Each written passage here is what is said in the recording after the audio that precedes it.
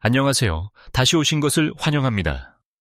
만약 당신이 60세 이상이라면 하던 일을 멈추고 제 말에 귀 기울여 주시길 바랍니다. 오늘 저는 여러분이 지금까지 들어온 거의 모든 주류 건강 상식과 상반되는 내용을 공유할 것입니다. 저는 여러분이 몸을 보호한다고 생각하며 매일 하고 있을 법한 소위 건강한 습관 5가지를 폭로할 것입니다. 이 습관들은 사실 여러분의 노화를 가속화하고 조용히 여러분의 시스템을 손상시키고 있습니다. 이제 다른 곳을 클릭하거나 제가 완전히 정신을 잃었다고 생각하기 전에 60초만 시간을 주세요. 왜냐하면 제가 밝힐 내용은 단지 숨겨진 위험이 아니라 대부분의 노년층이 완전히 무시하는 조용한 실수이기 때문입니다. 그리고 지금 당장 이를 고치는 것은 여러분을 쇠약하게 하는 관절 통증, 위험한 장기 부담, 불필요한 병원 방문, 그리고 치명적인 신체적 독립성 상실로부터 말 그대로 구해줄 수 있습니다. 무슨 생각을 하고 계실지 정확히 알고 있습니다. 내 몸을 위해 올바른 일을 하는 것이 어떻게 나에게 해가 될 수 있지? 저는 그 반응을 완전히 이해합니다. 우리가 모두 자라면서 접한 표준적인 웰니스 서사에 따르면 완벽하게 논리적인 말이죠. 하지만 수십억 달러 규모의 피트니스 및 보충제 산업이 여러분에게 말하지 않는 불편한 진실이 있습니다. 65세 또는 75세의 신체는 30세의 신체가 이러한 습관들을 처리하는 방식과는 완전히 다르게 생물학적 메커니즘을 작동시킵니다. 저는 수많은 노년층이 피로, 원인 모를 부상, 그리고 기이한 대사 문제로 씨름하는 것을 보았고 결국 그 원인이 그들의 엄격하고 타협 없는 건강한 루틴 고수 때문이었다는 것을 발견했습니다. 저는 처음부터 명확히 하고 싶습니다. 저는 여러분에게 자신을 돌보는 것을 멈추라고 말하는 것이 아닙니다. 저는 여러분에게 그냥 포기하고 소파에 앉아 있으라고 말하는 것이 아닙니다. 절대로 아닙니다. 제가 여러분에게 말하는 것은 진정으로 나이에 적합한 건강관리와 심장, 신장, 관절에 불필요하고 위험한 스트레스를 주는 일반적인 인터넷 조언을 맹목적으로 따르는 것 사이에는 엄청난 차이가 있다는 것입니다. 자, 그럼 바로 본론으로 들어가겠습니다. 다음은 60세 이후에는 강력히 권장하지 않는 소위 건강한 습관 5가지입니다. 현재 과학이 왜 그것들이 득보다 실이 많다는 것을 증명하는지, 그리고 대신 정확히 무엇을 해야 하는지 알려드리겠습니다. 첫 번째부터 시작하죠. 저희 목록의 첫 번째는 큰 논란을 불러일으킬 것입니다. 왜냐하면 우리는 수십 년 동안 이 규칙을 머릿속에 각인시켜왔기 때문입니다. 독소를 배출하기 위해 매일 8잔의 큰 컵 또는 2리터에서 3리터의 물을 억지로 마시는 것입니다. 벌써 반발하는 소리가 들리는군요. 우리는 수분을 유지해야 하지 않나요? 노년층은 탈수에 취약하지 않나요? 저는 그 본능을 완전히 이해합니다. 웰니스 산업이 설파하는 모든 것에 기반하면 논리적으로 타당하죠. 수분을 섭취하고 또 섭취하고 또 섭취하라. 하지만 대부분의 사람들이 깨닫지 못하는 것이 있습니다. 목마르지 않을 때조차도 거대한 물병을 들고 다니며 억지로 마셔야 한다는 이야기는 과학적으로 결함이 있을 뿐만 아니라 60세 이상에게는 실제로 해로울 수 있습니다. 의학 연구가 보여주는 바는 다음과 같습니다. 나이가 들면서 우리 신장의 생리는 자연스럽게 변합니다. 다량의 물을 관리하고 걸러내고 배설하는 능력은 우리가 30살이었을 때만큼 강하지 않습니다. 몸에 과도한 물을 공격적으로 처리하도록 강요할 때 여러분은 몸에 해독을 하는 것이 아닙니다. 간과 신장은 이미 그 일을 훌륭하게 해내고 있습니다. 여러분이 실제로 하는 일은 내부 배관에 불필요한 부담을 주는 것입니다. 그리고 이 지점에서 위험해집니다. 너무 많은 물을 마시면 혈액 내 필수 전해질, 특히 나트륨을 위험하게 히카치네이레리어 희석시킬 위험이 있습니다. 이는 저나트륨 혈증이라는 의학적 상태로 이어집니다. 노년층에게 저나트륨 혈증은 사소한 불편함이 아닙니다. 저는 어지럼증, 심한 메스꺼움, 극심한 피로, 그리고 갑작스럽고 놀라운 인지 혼란을 겪는 환자들이 병원에 실려 오는 것을 보았습니다. 가족들은 치매의 갑작스러운 발병이나 미니 뇌졸중을 목격하고 있다고 생각하여 겁에 질렸습니다. 하지만 기본적인 대사혈액 검사를 실시한 후 원인은 명확했습니다. 그들의 나트륨 수치가 급락한 것입니다.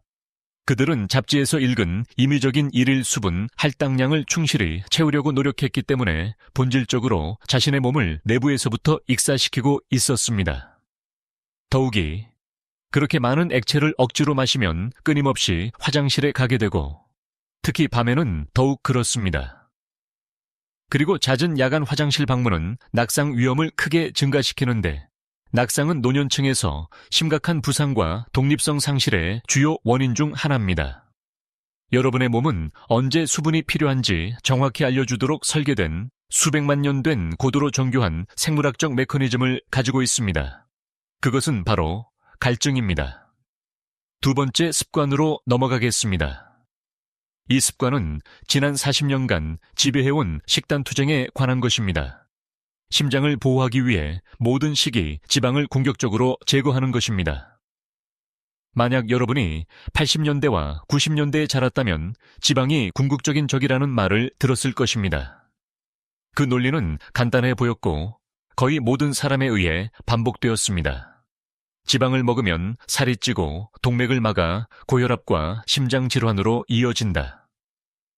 따라서 나이가 들면서 저지방 또는 무지방 식품으로 바꾸는 것이 가장 책임감 있는 일이다. 진정한 문제는 우리가 이 시대에 뒤떨어진 포괄적인 규칙을 60세 이상의 몸에 적용할 때 시작됩니다. 현대 영양신경과학 및 내분비학이 실제로 우리에게 알려주는 바는 다음과 같습니다.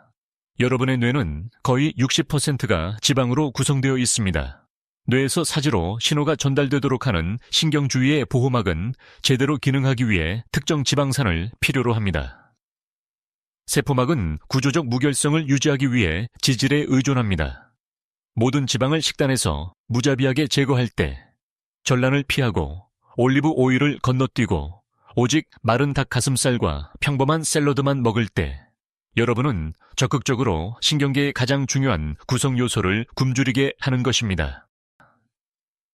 저는 진료실에 앉아 심각한 뇌안개, 갑작스러운 기억 상실, 그리고 압도적인 만성 피로감으로 깊이 괴로워하는 환자들을 보았습니다.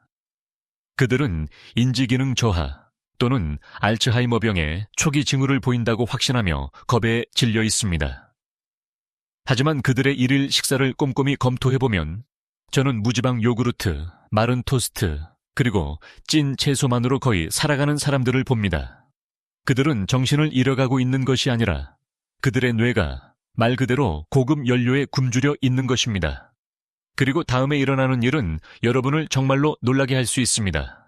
적절한 시기, 지방 없이는 여러분의 생물학적 메커니즘은 지용성 비타민, 특히 비타민 A, D, E, K를 물리적으로 흡수할 수 없습니다. 여러분은 노화되는 뼈를 보호하기 위해 고품질 비타민 D 보충제에 거금을 쓰고 있을 수 있지만 그것을 운반하고 흡수할 지방이 소화관에 없다면 그 비싼 보충제는 시스템을 통해 완전히 쓸모없이 통과할 뿐입니다. 지방을 제거함으로써 여러분은 종종 건조하고 얇아지는 피부, 악화되는 관절 염증, 부서지기 쉬운 뼈, 그리고 손상된 면역 체계를 갖게 됩니다. 그렇습니다.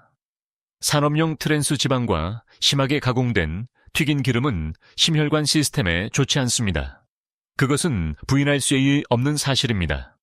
하지만 모든 지방을 위험한 범주에 묶는 것은 여러분이 그토록 막으려 노력하는 신체적, 정신적 쇠퇴를 가속화하는 심각한 의학적 실수입니다. 좋습니다. 세 번째 습관입니다. 저는 여러분이 이 내용을 정말로 들어주셨으면 합니다. 왜냐하면 거의 모든 건강 앱, 스마트워치, 그리고 피트니스 전문가들이 여러분에게 요구하는 것과 관련이 있기 때문입니다. 매일 만보를 걷거나 고강도 유산소 운동, 루틴을 강요하는 것입니다. 이 논리는 완벽하게 견고해 보입니다. 우리는 모두 앉아있는 생활 방식이 특히 나이가 들면서 엄청나게 위험하다는 경고를 받았습니다. 움직임이 약이다. 라는 말이 있듯이 우리는 자연히 더 많은 움직임이 더 좋은 약이라고 가정합니다. 우리는 통증을 참고 러닝머신 위에서 몇 마일을 걷고 시계에 작은 디지털 링이 닫히면 축하합니다. 하지만 대부분의 사람들이 깨닫지 못하는 것이 있습니다. 그 신성한 만보 목표는 의학 실험실에서 태어나거나 인간의 수명에 대한 엄격한 과학적 연구에 의해 확립된 것이 아닙니다. 그것은 사실 1960년대에 만보계를 판매하는 일본 회사의 영리한 마케팅 전략으로 시작된 것입니다. 그것은 전적으로 임의적인 숫자입니다. 그리고 이 지점에서 60세 이상에게는 진정으로 위험해집니다. 여러분의 골격계, 특히 무릎을 보호하는 연골, 엉덩이를 윤활하는 활액, 그리고 발의 복잡한 힘줄은 반복적인 충격을 30년 전과는 매우 다르게 처리합니다. 힘줄은 자연스럽게 탄력을 일부 잃습니다. 연골은 시간이 지남에 따라 자연스럽게 얇아집니다. 노화된 몸에 단지 디지털 할당량을 채우기 위해 단단한 콘크리트 위를 몇 마일씩 걷도록 강요하거나 젊은 사람들과 보조를 맞추기 위해 고강도 점프 및 달리기 수업에 몸을 맡길 때 여러분은 더 이상 심혈관 건강을 증진하는 것이 아닙니다. 여러분은 복합적인 미세 외상을 만들고 있는 것입니다. 저는 믿을 수 없을 정도로 활기차고 선의의 노인들이 심각한 족저근막염, 만성 아킬레스건염, 그리고 공격적인 골관절염 악화로 병원에 오는 것을 보았습니다. 그들은 절뚝거리며 좌절하고 심한 통증 속에서 왜 그들의 건강한 루틴이 그들을 배신했는지 어리둥절해하며 병원에 옵니다. 슬픈 아이러니는 숫자를 맞추기 위해 과도하게 훈련하고 몸의 기계적 한계를 무시함으로써 결국 완전히 움직임을 멈추게 하는 구조적 손상을 일으킨다는 것입니다. 그들은 피트니스 트래커를 만족시키는 몇 주를 몇 달간의 고통스러운 물리치료, 관절 주사, 그리고 때로는 수술적 개입의 필요성과 맞바꾸는 것입니다. 움직임은 심장과 정신에 절대적으로 중요하지만 무의미하고 반복적인 관절에 충격을 주는 것은 정답이 아닙니다. 저희 목록의 네 번째입니다. 이 부분은 가장 논란의 여지가 있을 수 있습니다. 왜냐하면 보충제 산업이 여러분을 설득하기 위해 수십억 달러를 쓰고 있기 때문입니다. 매일 아침 맹목적으로 고용량 종합 비타민과 특수 보충제를 한 움큼 복용하는 것입니다. 그 이유는 완전히 타당해 보입니다.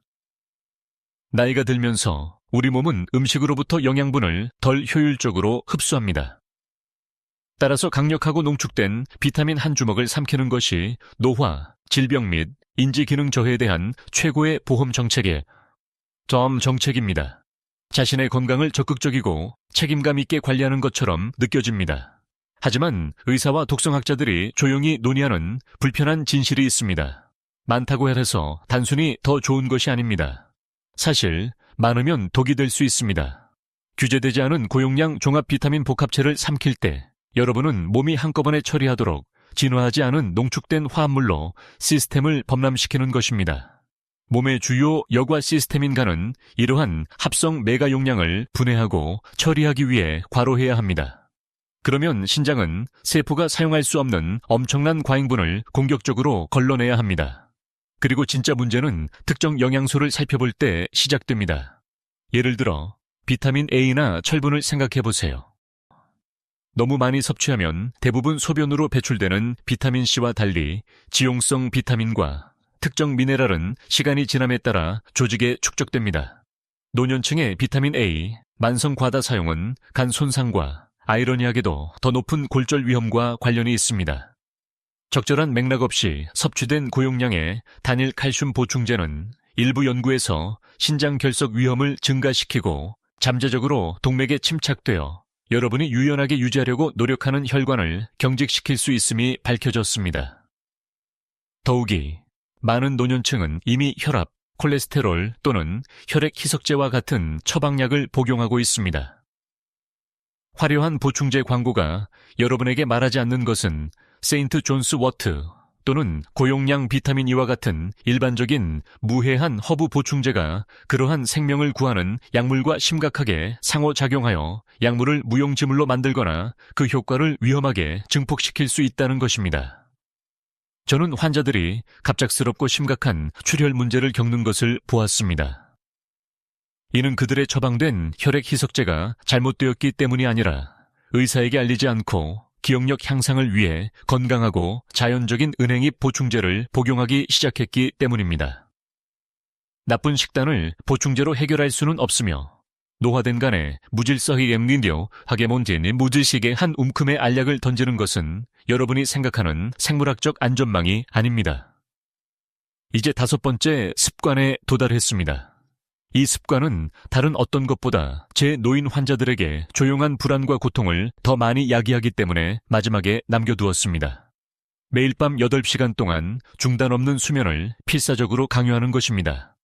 이러한 논리는 어디에나 있습니다. 우리는 수면 부족이 직접적으로 치매를 유발하고 면역 체계를 망가뜨리며 초기 인지 기능 저하를 보장한다는 무시무시한 헤드라인에 끊임없이 시달립니다. 모든 건강 전문가들이 주장하는 명령은 절대적입니다. 8시간 동안 중단 없는 수면을 취해야 합니다.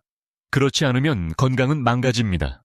하지만 수면 전문가들이 알고 있고 대부분의 사람들이 모르는 사실이 있습니다.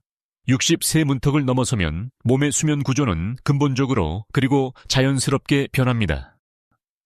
당신의 일주기 리듬은 자연스럽게 변하여 종종 더 일찍 잠자리에 들고 더 일찍 깨어나고 싶게 만듭니다.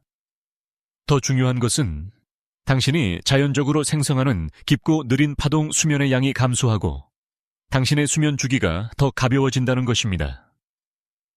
밤에 한두 번 화장실에 가기 위해 깨거나 단순히 깨어나서 자세를 바꾸고 다시 잠들기까지 시간이 걸리는 것은 고장난 뇌의 징후가 아닙니다. 그것은 표준적이고 정상적인 인간 노화입니다. 진정한 문제는 새벽 3시에 깨어나 알람 시계를 보고 필요한 8시간을 채우지 못했기 때문에 패닉에 빠질 때 시작됩니다. 당신은 어둠 속에 누워 심한 스트레스를 받으며 다음 날 얼마나 기분이 나쁠지 계산합니다.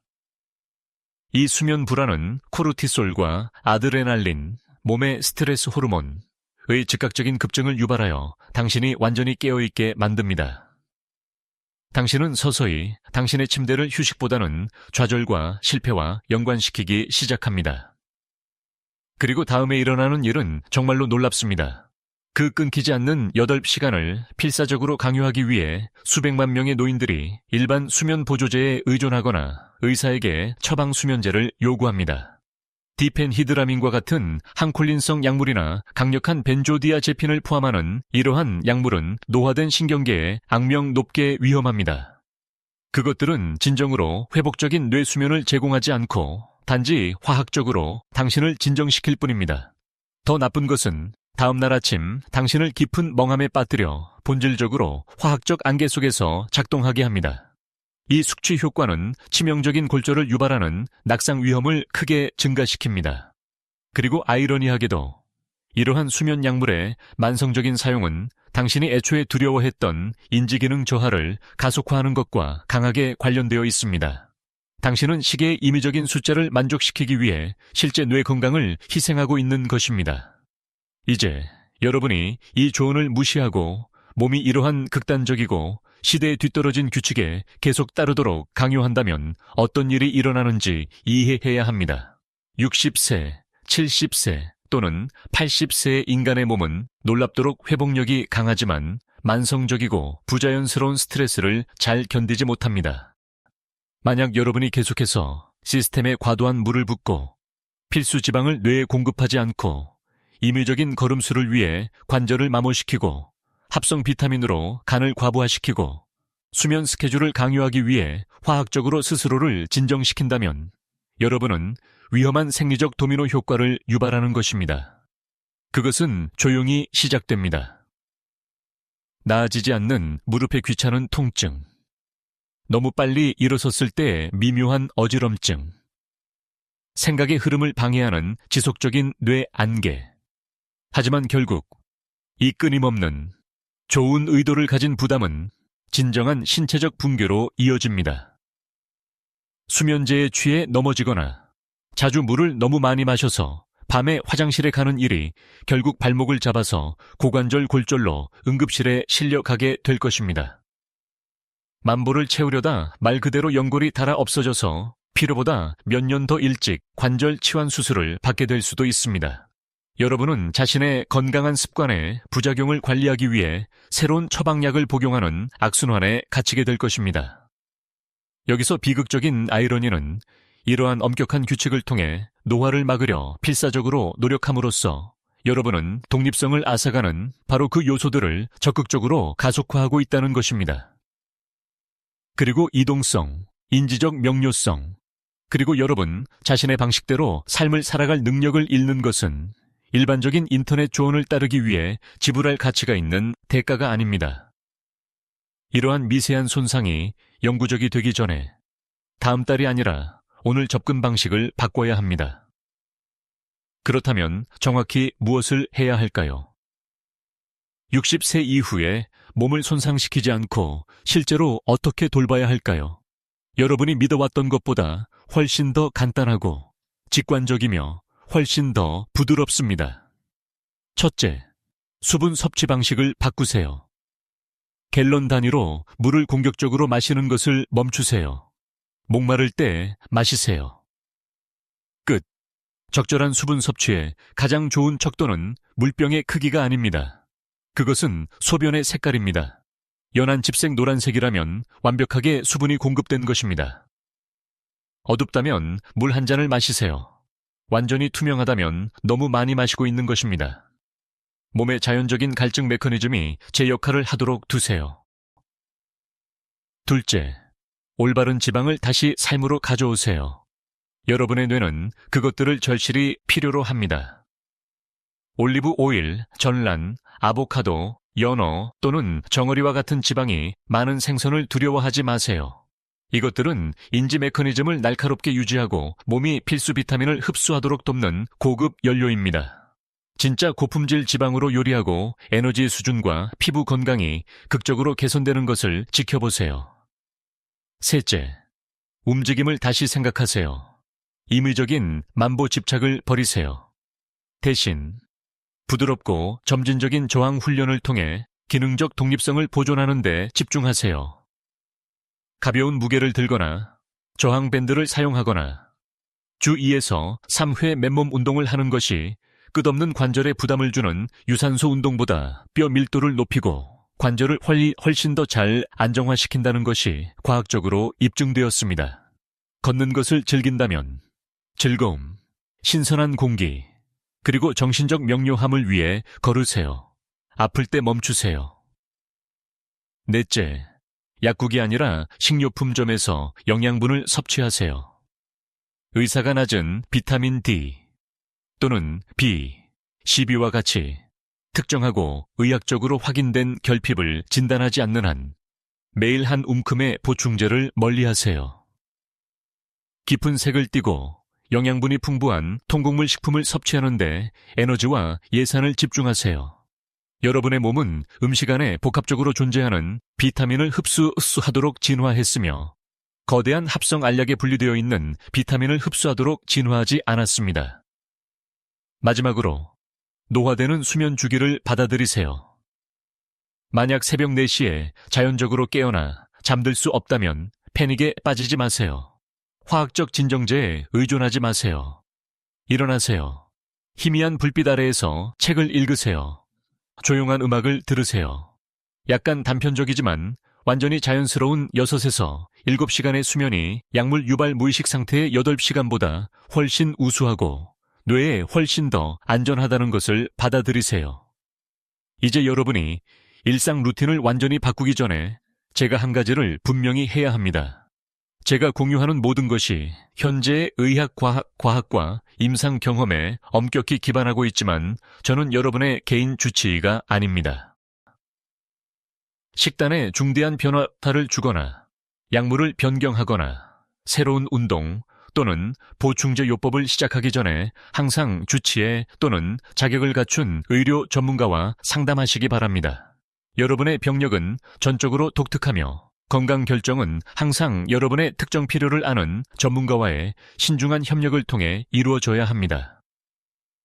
이 대화가 여러분에게 와닿았거나 이 건강한 습관 중 하나를 따르려다 지쳐버렸다는 것을 깨달았다면 아래에 댓글을 남겨주세요. 이 5가지 습관 중 어떤 것을 스스로 강요해 왔나요? 저는 모든 댓글을 읽으며 여러분의 개인적인 이야기를 공유하는 것이 다른 시청자가 그들의 좌절감 속에서 혼자가 아니라는 것을 깨닫는 데 도움이 될 수도 있습니다. 이 정보가 유용하다고 생각하셨다면 좋아요 버튼을 누르고 이 정확한 관점을 들으면 도움이 될 수 있는 60세 이상의 친구, 배우자 또는 가족과 이 비디오를 공유해 주세요. 아직 구독하지 않으셨다면 채널을 독해 주시기 바랍니다. 매주 저는 여러분이 60대, 70대, 그리고 그 이후에도 더 강하고 더 활기차고 독립적인 삶을 살 수 있도록 특별히 고안된 정직하고 증거 기반의 실용적인 건강 진실을 전하기 위해 여기에 있습니다. 궁극적으로 60세 이후의 건강을 관리하는 것은 불가능한 기준을 맞추기 위해 몸을 벌주는 것도 아니고 여러분보다 절반 나이인 사람을 위해 고안된 엄격한 규칙을 맹목적으로 따르는 것도 아닙니다. 그것은 조화와 상식에 관한 것입니다. 그것은 몸이 실제로 무엇을 요구하는지, 목마를 때 물 한 잔이든 건강한 지방이 포함된 영양가 있는 식사이든 아니면 단순히 아침 일찍 일어났을 때 조금 더 너그러워지는 것이든 주의 깊게 듣는 방법을 배우는 것입니다. 기억하세요. 이 삶의 단계에서 진정한 웰빙은 독립적이고 활기차게 불필요한 고통이나 불안 없이 살아갈 자유를 갖는 것입니다. 건강에 적극적으로 임하고 올바른 질문을 하세요. 하지만 가장 중요한 것은 여러분을 여기까지 데려다준 생물학적 메커니즘에 친절하게 대하는 것입니다. 오늘 비디오가 도움이 되었다면 잠시 시간을 내어 채널을 구독하여 주간 업데이트를 놓치지 않도록 하세요. 여러분의 생각을 댓글로 남겨주시고 이 메시지를 들어야 할 필요가 있는 정말 소중한 사람과 공유해 주세요. 다음 시간까지 정보를 잘 얻고 활동적으로 지내며 자신을 잘 돌보세요.